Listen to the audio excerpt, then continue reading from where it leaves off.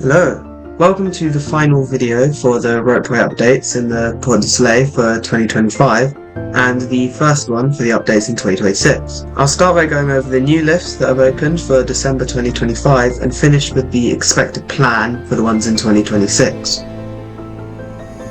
Since the last update, the pylons for the Rosta chairlift were all put in place in September, the stations were completed at the end of October and the seats put in place at the end of November.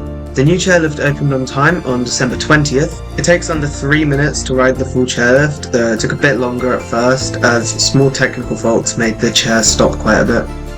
As I've previously mentioned, Rosta is the first 8-seater chairlift in the French part of the Portes du Soleil and also the first 8-seater in France since 2015. The stations are also the first ones on an 8-seater with life station coverings, and both the stations look beautiful.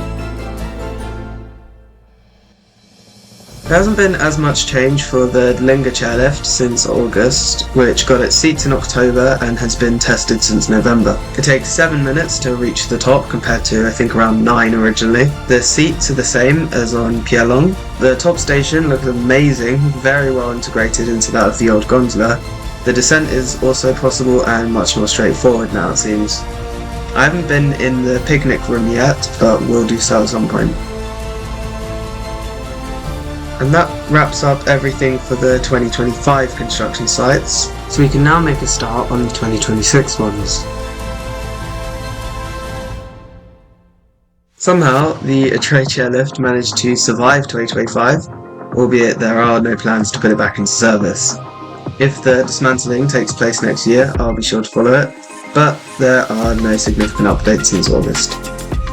The Grande Ourse chairlift will be opening for the last time this season, as it is expected to be moved to Mont Chery to replace the Pointe chairlift. To allow for its permanent removal, the Rosta chairlift will gain extra seats this year as well, and earthworks will be done at the top station of Grande Ourse to hopefully allow skiing from Rosta without too much flat surface. Also for Rosta, a garage is planned to be built this year to allow storage for all of the seats.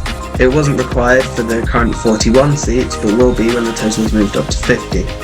The garage will be in the location of the bottom station of Grande Ourse. That is all for this small final update. I may make a post with some more photos in February, but the next update video should be in May or August at the latest. In a moment I'll show some additional photos that I've taken to finish off this video as well. I hope you've enjoyed this short series, and I'll be very happy to continue it next year with the next projects.